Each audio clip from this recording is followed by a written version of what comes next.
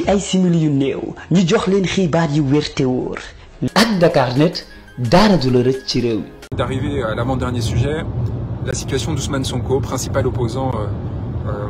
au pouvoir actuel au Sénégal, dans la perspective des élections de février 2024, et qui fait l'objet d'une oppression physique, judiciaire extraordinaire, avec l'arrestation encore il y a quelques jours de son secrétaire général, de son parti, du PASTEF, qui est encore aujourd'hui placé en garde à vue, un procès en appel sur une affaire de diffamation sans aucun intérêt, absurde et ridicule. En première instance, l'ensemble de ses avocats avaient été évacués. J'avais été expulsé du Sénégal, alors que j'avais été invité à le soutenir et à le représenter devant ce tribunal. En arrivant à l'aéroport, 7 policiers en armes m'avaient accueilli, donc c'était il y a un peu moins d'un mois, et m'avaient immédiatement placé dans une cellule en m'intimidant avant de me renvoyer en France, évidemment avec l'accord de l'Élysée, qui avait envoyé une délégation 3 jours avant pour voir comment gérer cette situation, avec une inquiétude très très forte de la France face à éventuellement la perte de contrôle sur le Sénégal, qui avec la Côte d'Ivoire demeure sa chasse gardée, militairement, économiquement, alors qu'il y a un mouvement d'émancipation des peuples africains, en Afrique de l'Ouest notamment, grâce à l'inspiration de penseurs extraordinaires que j'ai aussi l'honneur de représenter, et comme Kémy Séba, comme Nathalie Yamb, qu'on a accusé d'être à la solde des Russes. Ce qui m'a inquiété dans un premier temps, et donc j'ai pris beaucoup de temps avant de décider s'ils les représentaient ou pas. Je savais aussi qu'ils avaient en tout cas en ce qui concernait Kémy, une origine idéologique qui était très opposée à la mienne, et j'ai vu en fait émerger chez eux un discours panafricaniste, souverainiste, extraordinaire. Et extraordinaire, pourquoi est-ce que je vous en parle? Parce que très en écho avec les combats des Gilets jaunes. Très en écho avec les combats des Gilets jaunes, qui revendiquent en fait un pouvoir au peuple, un retour à la souveraineté, une fin des allégeances et des dépendances vis-à-vis de toute forme de pouvoir. Et donc Ousmane Sonko, dans ce cadre-là, qui a un discours très mesuré, très équilibré, qui cherche à maintenir les liens avec la France, parce qu'il sait qu'historiquement, même en termes de culture, linguistiquement parlant, il y a des choses qui ne disparaissent pas, mais qui cherche à redonner de la souveraineté au peuple sénégalais, notamment à sa jeunesse qui est dans une précarité extraordinaire, qui cherche à s'assurer que la corruption, qui a un discours sur la corruption très similaire à celui qu'on porte avec Crépuscule et ainsi de suite, en France, eh bien cesse, parce qu'il y a eu depuis 2015 des découvertes de gaz et de pétrole, de gisements extraordinaires, qui n'apportent rien aux populations. Par exemple à Saint-Louis, on se retrouve, qui est une ville extraordinairement importante, y compris historiquement, parce qu'avec l'île de Gorée, c'était des lieux d'où partaient les trafics d'esclaves via Bordeaux et Nantes vers les Antilles. Et c'est pour ça, c'est là où vous voyez qu'on commence à connecter en fait entre nos luttes et nos engagements dans la Guadeloupe, en Guyane avec les trop-violences et ce qui était avant les 500 frères, en Corse avec la Juventud Independentista et d'autres. On essaie en fait de connecter des points d'oppression qui, comme les Gilets jaunes en fait, ont été les victimes beaucoup plus que les gagnants de systèmes politiques ces derniers siècles qui ont profité principalement aux élites. Et donc avec à Saint-Louis, pourquoi est-ce que je vous parlais de Saint-Louis, des concessions gazières extraordinaires qui ont été trouvées et aucune rétribution économique pour les populations locales, avec des femmes qui en sont réduites à la prostitution tellement elles sont précarisées, alors même que c'était une ville extraordinairement riche, parce que c'était une des principales ressources halieutiques de la région, c'est-à-dire qu'il y avait des poissons à ne pas savoir quoi en faire, il y avait de la pêche à ne pas savoir quoi en faire, et cette pêche a été en partie interdite, mais historiquement, depuis des siècles, elle a été interdite à cause de ces explorations gazières. On a promis des emplois locaux, alors qu'on sait très bien en fait que les installations d'hydrocarbures ne bénéficient en termes d'emploi qu'à des gens qui viennent de l'étranger, des techniciens très qualifiés, avec très peu d'emplois locaux, et évidemment pas l'envie ni le temps de créer des formations techniques de haut niveau qui permettraient sur le long terme de permettre encore une fois au Sénégal d'obtenir, de retrouver sa souveraineté. Donc on se retrouve avec une explosion des richesses au sein d'une ultra-élite concentrée dans certains quartiers de Dakar, qui roulent dans des voitures rutilantes, qui bénéficient de la manne pétrolière et gazière grâce au contrôle sur les contrats et les corruptions qui s'en déduisent. Un pouvoir qui se recroqueville sur cette corruption, sur cette élite qui cherche absolument à accaparer et à garder le contrôle sur ses ressources, l'avidité qui naît, et un opposant politique qu'on essaye d'éliminer judiciairement après avoir éliminé tous les précédents. C'est le cas de M. Sonko, qu'on cherche en fait à rendre inéligible par tous les moyens. Alors honnêtement, demain, donc audience d'appel sur cette affaire en diffamation, l'Élysée qui essaie de calmer les choses, qui essaie de maintenir le contrôle, parce qu'ils savent très bien, ils ont peur de Sonko, ils ont peur de celui qu'on appelle déjà président au Sénégal, parce qu'ils savent très bien qu'en fait, si les élections sont organisées de façon légale et légitime en février, eh bien, il écrasera le pouvoir actuel et gagnera très largement parce qu'il a réussi à constituer autour de lui plus d'une centaine d'organisations de la société civile et de partis politiques pour représenter en fait un renouveau pour le Sénégal et lui redonner une puissance extraordinaire. Et donc ils veulent l'éliminer par tout moyen, mais ils savent très bien aussi que si Sonko décide un moment d'appeler le peuple sénégalais à se lever et à s'insurger, ce peuple se lèvera. Et ce peuple sénégalais qui nous a donné des leçons extraordinaires, mais extraordinaires, en sacrifiant certains des leurs. Rien à voir avec nos manifestations assez similaires avec celles des Gilets jaunes, avec cette force supplémentaire qui n'ont pas hésité à perdre certains des leurs. On pense et on rend hommage aux 14 martyrs de mars 2021 et aux quelques-uns qui sont tombés depuis. Là, je parle des morts, de jeunes morts pour avoir lutté pour la dignité de cet homme, pour le protéger à travers lui de tous les espoirs d'une population. Mais aussi les centaines de personnes arrêtées, militants du PASTEF, manifestants simples, personnes qui ont dénoncé la corruption, qu'on essaie d'écraser par tous les moyens, y compris donc M. Sonko qui est dans l'impossibilité de sortir de son domicile depuis des mois, qu'on a essayé d'agresser, qu'on a traité physiquement d'une façon extraordinairement violente, et qui aujourd'hui a cette capacité à demander au peuple sénégalais de se lever pour mettre fin à cette injustice et cette barbarie, et qui, j'en suis convaincu, n'hésitera pas à le faire si jamais on finissait de l'éliminer judiciairement. Alors, quel est le rôle d'un avocat là-dedans? Évidemment, porter la parole de son client, qui a une voix assez puissante pour n'avoir besoin de personne d'autre pour le représenter, mais simplement essayer de le protéger à travers la position institutionnelle qui est la nôtre. C'est pour ça qu'ils m'ont interdit territoire au Sénégal. Je vous invite à descendre sur mon profil pour voir quel prétexte avait été utilisé par le ministre de l'Intérieur, qui avait fait un communiqué assez désolant en justifiant du fait que j'avais dit de Macky Sall qu'il pourrait devenir un tyran s'il finissait par éliminer M. Sonko, et en disant que son excellence Macky Sall, qui n'était pas tolérable qu'il soit ainsi qualifié. Vous voyez le ridicule dans lequel on est tombé dans un pays qui a une tradition démocratique extraordinaire et qu'on essaye d'écraser. Et donc, M. Sonko, à travers lui, en fait, c'est pas seulement le peuple sénégalais qui est en jeu, c'est aussi une idée du politique. Une idée politique et la possibilité pour les peuples, l'espoir pour les peuples de s'émanciper. Et cette force-là, il nous appartient de les protéger en créant un internationalisme qui ne soit plus comme avant une forme d'ingérence. Je donne mon écho, pardon, je paye mon péage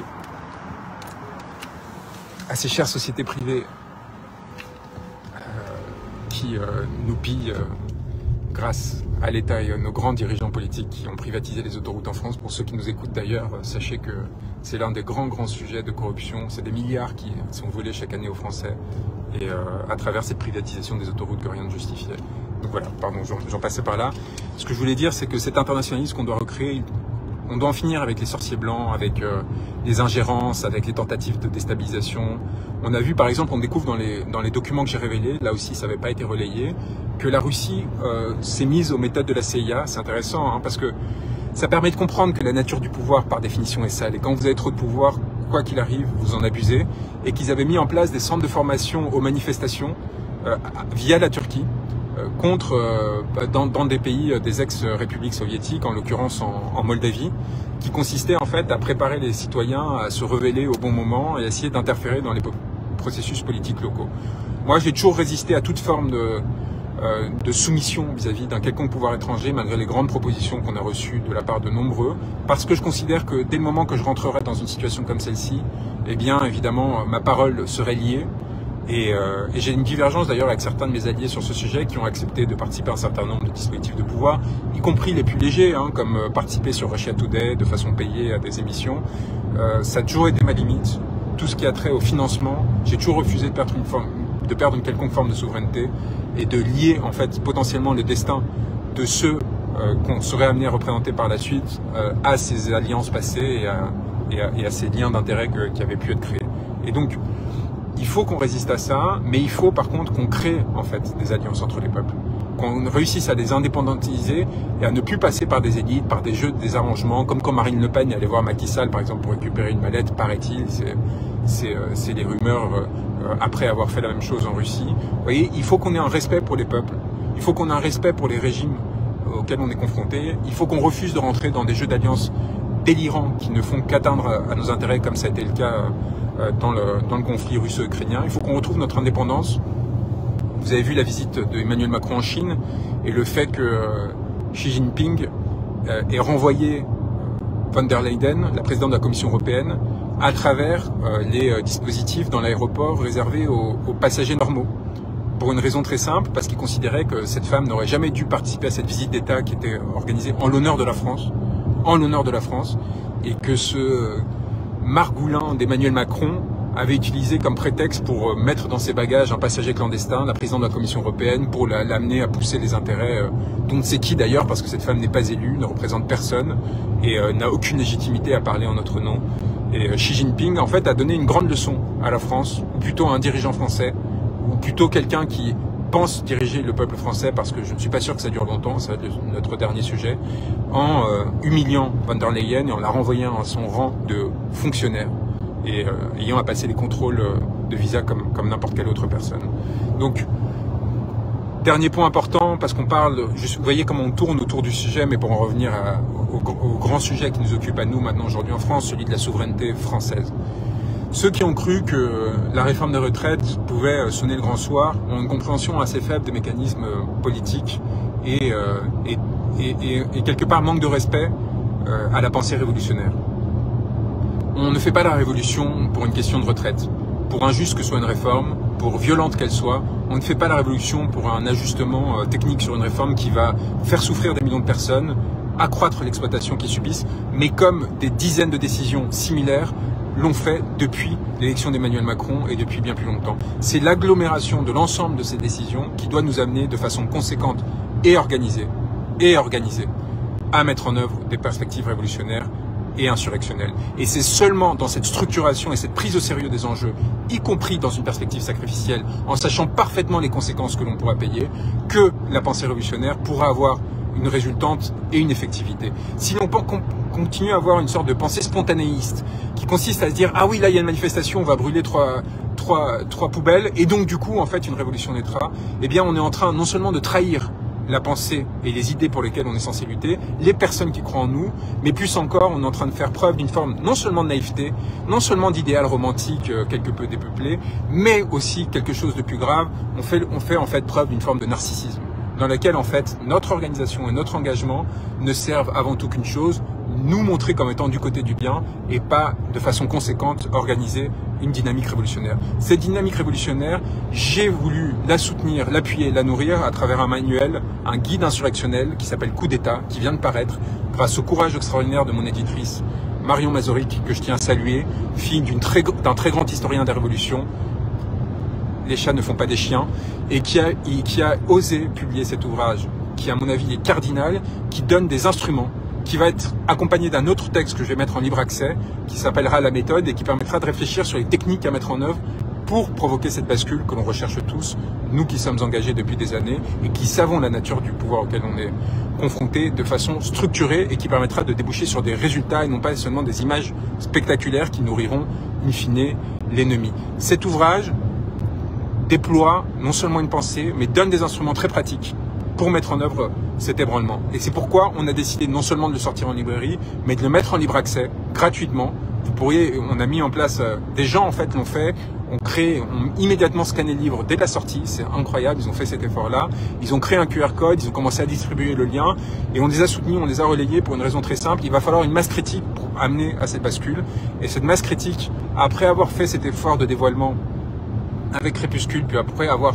construit un programme révolutionnaire à partir des revendications des Gilets jaunes dans Abattre l'ennemi, eh bien elle a besoin, pour la mettre en œuvre, pour provoquer justement les changements, pour cibler les lieux qu'il faudra cibler et utiliser les méthodes qu'il faudra utiliser, les connaître et les diffuser, il faut justement que ça tourne. Et il faut absolument que vous nous aidiez en faisant tourner cet ouvrage, que ce soit sa version physique ou sa version en ligne, gratuite, pour qu'un maximum de personnes soient au courant et qu'à partir de là, elles s'organisent en groupuscule pour le moment venu, au moment où il faudra justement, où il y aura une masse critique suffisante de Français pour justement créer un rapport de force avec le pouvoir, eh bien provoquer une bascule qui ne se contentera pas d'obtenir telle ou telle décision favorable, parce qu'on voit bien, l'objectif des syndicats qui essaient de nous appeler au 1er mai en se contentant du 1er mai, ou un certain nombre de forces politiques qui consistent juste à obtenir une décision favorable. L'espoir même qui était placé dans ce Conseil constitutionnel dit quelque chose de l'absence de radicalité et même de pensée politique de ces gens-là. Qu'est-ce qui serait passé si le Conseil constitutionnel avait retoqué la loi? Eh bien, quelque part, ça aurait été pire. Parce que ça aurait permis, en fait, à cette structure-là de se préserver. Ça aurait permis au pouvoir de continuer, en fait, à mettre en œuvre son oppression, et donc on serait retrouvé dans une situation qui aurait été potentiellement encore plus délétère que l'actuelle, si on considère que la bascule peut intervenir, si on y a un quelconque espoir, et que donc un monde nouveau, bien plus beau, peut émerger. J'ai mis ma vie et pris des risques énormes en publiant cet ouvrage. Je vous demande dans un premier temps de le respecter. Je sais que c'est une parole d'autorité qui n'est pas forcément agréable à entendre, mais je vous demande, en le lisant, de prendre conscience de ce que ça peut produire et des risques qu'il faut prendre, et peut-être de la forme de courage insensé qu'il faut avoir à se lancer dans cette aventure. Je vous incite à aller à son 3e chapitre directement pour ceux qui n'ont pas envie d'entendre une forme de littérature qui leur expliquerait quel est le monde ou ainsi de suite, parce qu'ils savent très bien pourquoi ils veulent s'indigner, pourquoi ils veulent se battre et pourquoi ils veulent provoquer une bascule et une révolution. Et à partir de ce 3e chapitre, de commencer à réfléchir aux façons de mettre en œuvre, de façon organisée, au bon moment, collectivement, pour cette fois s'assurer que, contrairement à l'acte 3 des Gilets jaunes, où on s'est retrouvé au pied de l'Élysée, et c'est nous qui avons reculé, c'est nous qui aurions pu faire tomber ce pouvoir, et c'est nous qui avons décidé, parce que nous n'étions pas prêts de reculer, pour cette fois provoquer cette bascule. J'espère que vous serez à nos côtés, j'espère que vous le partagerez, j'espère que vous aurez cette générosité pour vous, pour les autres, quelle que soit votre position sur la question, et surtout votre volonté ou non de s'engager. On a besoin de vous, on a vraiment besoin de vous. On fait face à un appareil de pouvoir qui est extraordinairement violent, qui est capable de tout, qui est capable de détruire les intimités, la vie sociale, la réputation, les conditions professionnelles, avant d'oser assumer une confrontation politique réelle et mettre en prison les personnes du fait de ce qu'elles pensent. Et on a besoin de cette force collective, on a besoin que vous soyez présents pour nous, comme le peuple sénégalais, encore une fois, l'a été pour Ousmane Sonko, quand il a été ciblé politiquement par l'État, pour le détruire, en essayant de détruire sa réputation, puis sa carrière, puis enfin lui retirer sa liberté. On manque de ça en France. On manque de cet engagement. On est beaucoup sur les réseaux, on est beaucoup à s'indigner, mais il faut qu'on devienne plus conséquent. Il faut qu'on se rende compte que face à ce pouvoir, ce n'est ni via l'élection, ni via des manifestations qui sont organisées de façon à paraître comme des sortes de marches pacifiques que l'on va obtenir quoi que ce soit pour défendre nos intérêts, pour défendre le devenir de nos enfants. Et je vais le dire et le redire, l'enjeu, c'est que nous ne devenions pas des esclaves de la prochaine étape de la mondialisation. L'enjeu, il est existentiel aujourd'hui. Il faut que vous entendiez ce message, il faut que vous le relayiez, il faut que chacun fasse des efforts pour découper les morceaux qui l'intéressent, les partager. Nous sommes à ça, par perte de souveraineté successive, de devenir les esclaves d'un nouveau monde qui sera dominé par des puissances étrangères et qui nous retireront le peu d'assises et de confort que l'on a eu et que l'on a construit à travers de nombreux sacrifices, à travers les âges. Et ceux qui nous menacent de devenir des esclaves, c'est des élites qui profitent du pillage de ce pays et qui savent très bien qu'au moment venu, elles pourront s'exfiltrer grâce à leur fortune, grâce à leur relais à l'international, et elles pourront se protéger des conséquences de cette destruction de notre pays. Il y a un enjeu existentiel pour la France aujourd'hui et il faut que vous engagiez non seulement pour votre condition personnelle et matérielle, mais pour le devenir de tout un peuple, de toute une culture qui est aujourd'hui menacée d'annihilation, et évidemment pour nos enfants et pour ceux qui nous succéderont. Je vous embrasse très fort, j'espère que vous serez nombreux pour nous accompagner, pour nous soutenir, parce que contrairement à d'autres, on ne cède pas à la facilité, on tient un discours qui est raisonnable, qui est fondé sur les faits, on se bat pour continuer à être en contact avec les institutions. J'ai réussi à arracher une victoire contre le Conseil constitutionnel en faisant annuler une élection il y a 2 mois, en plaidant notamment l'abstention trop élevée. Donc on continue. J'ai plaidé devant Fabius et Juppé. On continue en fait à se mettre en première ligne, à la fois dans les manifestations, y compris aux côtés de ceux qui sont le plus exposés et ont mis à vue et on le sait, mais aussi dans les institutions pour pouvoir continuer à vous rapporter et à vous donner des éléments de compréhension qui vous permettent, sans fantasme, de façon très objective et vérifiée, de vous appuyer sur nous en tant que sentinelles pour pouvoir construire votre pensée politique et éventuellement votre émancipation. Mais on a besoin en retour que vous aussi vous deveniez nos sentinelles, que vous aussi surveillez ceux qui nous surveillent et que vous nous protégiez lorsque l'on en aura besoin. Je vous embrasse très fort, je pense à vous et je suis très optimiste pour les mois qui viendront, avec ou sans nous, quel que soit mon devenir personnel, je sais que vous aurez. Seule la lutte libère, comme nos compagnons sénégalais le savent. Pensez. ci ay simili yu néew ñu jox leen xibaar yu wér te wóor ak Dakarnet dara du la rëcc ci réew mi